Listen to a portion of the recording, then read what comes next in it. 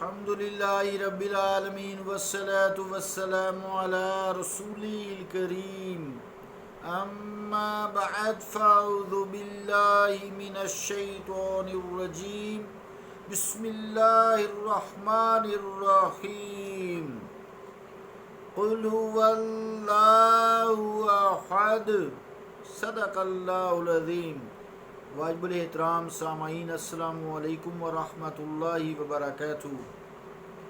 آیت کریمہ تلاوت کرنے کا شرف حاصل کیا، اس کا ترجمہ سماعت کیجیے۔ قل هو اللہ احد، فرما دیجئے میرے مصطفیٰ کہ اللہ ایک ہے نہیں ہے، اللہ ایک ہے۔ فرما دیجئے میرے مصطفیٰ اللہ ایک ہے۔ اللہ کا قول سچا ہے جو بڑی ہی عظمت والا ہے۔ یہ ہیں والے بھی ذرا غور کریں، اللہ وحدہ لا شریک ہے۔ تو عقیدہ توحید یہ انسان یا مسلمان کا بنیادی عقیدہ ہے، اس کے بغیر چارہ کار نہیں ہے۔ عقیدہ توحید سے جو شخص سلپ ہوا وہ دائرہ اسلام سے گیا، چاہے وہ سارے رسولوں پر ایمان رکھتا ہے، چاہے وہ ختم نبوت کا قائل ہے، چاہے وہ فرشتوں پر ایمان رکھتا ہے، چاہے روز جزا پر ایمان رکھتا ہے، تمام کتابوں پر ایمان رکھتا ہے۔ اگر اس کا عقیدہ توحید نہیں ہے، اللہ کی ذات و صفات میں شریک کرتا ہے، وہ دائرہ اسلام سے خارج ہے۔ تو جو آیت پڑھی ہے کہ قل هو اللہ احد، فرما دیجئے کہ اللہ ایک ہے، آئیے غور کرتے ہیں۔ چونکہ اللہ واحد ہے، واحد ایک کو کہا جاتا ہے، تو واحد کی تین اقسام ہوتی ہیں۔ اس پہ زور اس لیے دے رہا ہوں اور آگے بھی دیتا جاؤں گا کیونکہ عقیدہ توحید ہی اسلام کی بنیادی چیز ہے، اساس ہے، بیس ہے، اسی پہ ساری اسلام کی عمارت کھڑی ہے۔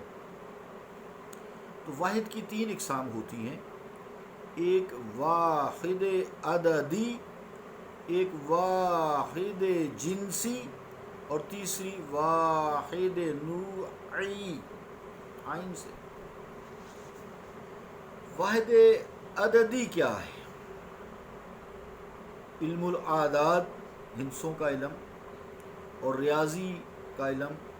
علم الاعداد اور ریاضی و ہندسہ کے ماہرین جو پی ایچ ڈی ہیں، ایم فل ہیں، ان کے نزدیک جو واحد ہے اس کی تعریف ہوتی ہے نصف الاثنین، یعنی ایک دو کے آدھے کو کہتے ہیں۔ بڑے تعلیم یافتہ لوگ ہوتے ہیں تو ایک دو کے آدھے کو کہتے ہیں۔ تو اس کا مطلب یہ ہوا اللہ رب العالمین واحد عددی نہیں ہے، وہ واحد ہے لیکن واحد عددی نہیں ہے کہ وہ تو پھر دو کے آدھے کو ایک کہتے ہیں۔ تو اللہ تعالیٰ تو اس سے پاک ہے، یہ تو شرکانہ عقیدہ ہو گیا، مشرکانہ عقیدہ ہو گیا، شرک ہوا۔ پھر واحد جنسی کیا ہے؟ دوسری بات جو واحد کی دوسری قسم ہے، تو اس میں علماء منطق، یہ بھی P H D M Phil ہوتے ہیں، اور ماہرین معقولات، ان کے نزدیک جو واحد جنسی ہے اس کی یہ تعریف ہوتی ہے کہ وہ اپنی جنس کے لحاظ سے ہو، جیسے حیوان یہ ایک جنس ہے، ہر حیوان پہ اس کا اطلاق ہوتا ہے، اور جسم نامی ایک جنس ہے۔ مثلا شیر حیوان ہے اور اپنی خاص جنس سے واحد ہے، جنس کے اعتبار سے واحد ہے۔ شیر ہے حیوان، اپنی جو نسل ہے، جنس ہے، اس کے اعتبار سے واحد ہے۔ اسی طرح بیل ہے، گھوڑا ہے، گدھا ہے، یا اور کوئی جانور ہے، حیوان ہے، تو وہ بھی واحد جنسی ہے لیکن اپنی جنس کے اعتبار سے۔ ان سب میں جو حیوانیت ہے وہ مشترک ہے، ایک جیسی ہے، لیکن شیر اور ہے، گائے اور ہے، بیل اور ہے، بھینسا اور ہے، ہرن اور ہیں حیوان ہی،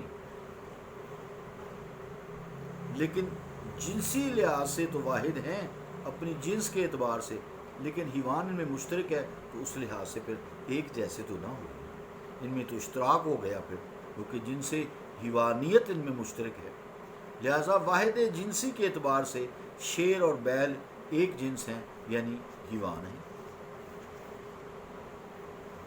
تیسری جو قسم ہے وہ واحد نوعی ہے، اپنی نوع، قسم، نسل کی جوہد سے ایک ہو، جیسے حیوانوں کی کئی نسلیں ہیں، قسمیں ہیں، نوعی ہیں یعنی قسمیں ہیں۔ اب کوئی حیوان ہے اس کو ساحل کہتے ہیں۔